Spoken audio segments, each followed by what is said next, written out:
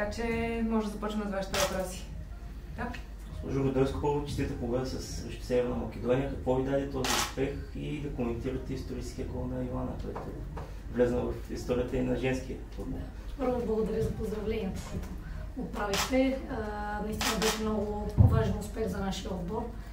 Отбор на Македония така е отбор, който винаги сме желаяли да побеждаваме в приятелски срещи и не само. И се радваме, че успяхме да го направим и в официална такава. Това донесе една допълнителна положителна емоция на целия отбор.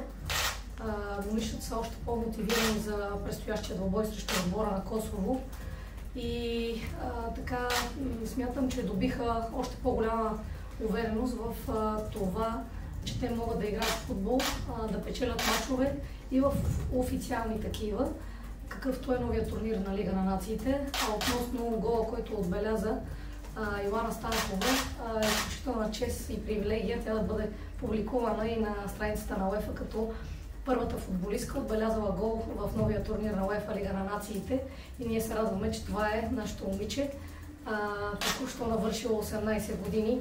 Млада перспективна състезателка, но ние имаме много такива и се надяваме, че това е едно добро бъдеще за целия отбор с тези млади състезателки, с които разполагаме.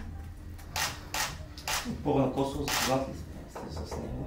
Да, с отбора на Косово играхме два приятелски матча. Единият беше в Република Турция на турнир през февруари месец, където бяхме на подготовка, и един матч през април на територията на национална футболна база Бояна.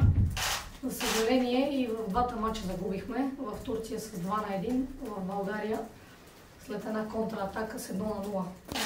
Не успяхме да върнем гола до края на матча. Имахме три доста чисти положения в този матч, но така и не успяхме да стигнем до равен резултат.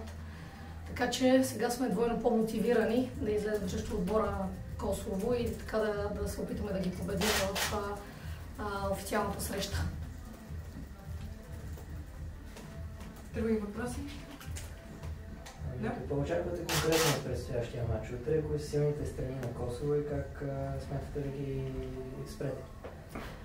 Отбор на Косово е доста балансиран отбор, който разполага с добри състезателки във всички линии. Централните защитнички са доста опитни. Тройката халпове, които са в средата на терена, са изключително мобилни, с доста опит. Играят в Австрия и Германия. Опитни състезателки са и като години, и като стаж в футбола и в техния национален отбор. Също така едната от тях играе в Бешикташ от съвсем скоро и там имат възможност да проследя няколко нейни матча. Така че имат доста, така като индивидуалности, добри футболистки. В нападението централната им нападателка, която отбеляза и в двете предишни срещи срещу тях, също е така основен човек в техния отбор. Познаваме добре отбора, знаем какво да очакваме.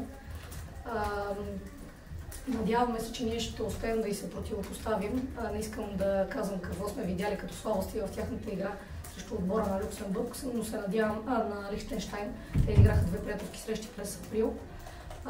Но сме видяли, че имат проблеми в някои фази от играта и се надяваме утре ние да се възползваме по най-добрия начин с това, което сме приготвили за тях. Имаме така и до момента доста отбелязани гола от статични положения. Надявам се, че това е още едно оръжие, което ще използваме. И не на последно място сме в България пред наша публика. Надявам се да дойдат много хора да ни подкрепят. И най-накрая този отбор на Косово, който така е доста опитен, балансиран и добре подготвен, който от години не е пропускал световни и европейски квалификации, да успеем с младия отбор, с който ние разполагаме, така с много хъс и мотивация пред българска публика да ги победим. Имате ли цели поставени да промените следващата дивизия? Да, определено това е цел, която сме поставили пред нас, щаба и естествено пред футболистките. Бихме искали да отидем в Лига Б на Лига на нациите, затова и утрешният двубой е толкова важен за нас, тъй като една евентуална победа и 6 точки от двата матча в този цикъл така биха предопределили до голяма степен и нашето класиране напред. В миналите квалификации не успяхте да използвате Симона и Евдокия. Мисля, че само от един мач играте с тях. Сега това плюс ли е, че и двете са подбора? Да, рядко ги използвах по една или друга причина. Евдокия беше през по-голяма част от цикъла на световните квалификации контузена. Симона също имаше здравословни проблеми. Двете са на разположение. Специално Евдокия има някои контузии, които се обадиха след матча с Македония, но като цяло е готова за матч, така че имам на разположение здрави футболистки и вече ние ще преценим коя от тях колко и кога ще играе. Имате ли някакви други сериозни кадрови проблеми преди утрешния матч? Не, за сега нямаме нищо сериозно като контузии, всички неща са на разположение.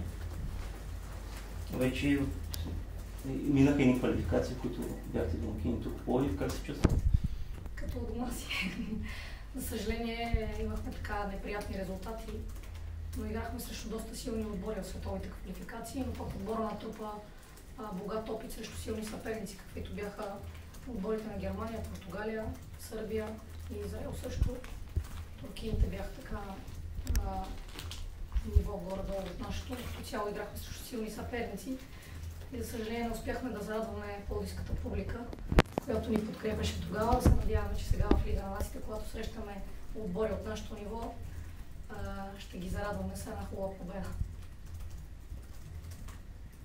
Колеги, някакви въпроси към Лора? Тя да каже очакванията за победа и как се отрази това, че победих Северна Македония, исторически гол. Смея да твърдя, че настроението в отбора е много положително в момента, след като победихме отбора на Северна Македония с така сладкото 1-0. Очакванията ни за утрешният матч са битка, определено голяма битка ще бъде на терена, тъй като вече сме добре запознати с отбора на Косово, тъй като изиграхме 2 срещи през тази година с тях и отново съм сигурна, че ще излезем много мобилизирани, добре сме подготвени тактически и физически за предстоящата среща и ще излезем със сигурност за 3 точки и утвърждаване на първото ни място в групата. Същия въпрос за Пловдив, как се чувствате в Пловдив? Както вече каза старши треньорът, чувстваме се като у дома си. Надяваме се много хора да дойдат да ни подкрепят, защото това все пак ще е много важно за нас и се надявам да се поздравим с успех. Колеги, ако няма повече въпроси, благодаря още веднъж. Само една снимка. Ако е възможно. Да, разбира се, мисля, че има още един въпрос. Към старши треньора. Отборът е доста подмладен, има доста млади момичета, които сега влизат от 19-годишните. Какви са очакванията ви към тях? Аз вече споменах, че имаме млад отбор и разчитаме на всяка една от състезателките, с които разполагаме. Естествено, радостни сме да имаме на разположение и момичета, които играят в чуждестранни отбори, макар и на крехка възраст и могат да бъдат полезни и за националния отбор жени, да трупат опит и да помагат на отбора с каквото могат, а покрай опитните да учат неща, които все още не са научили.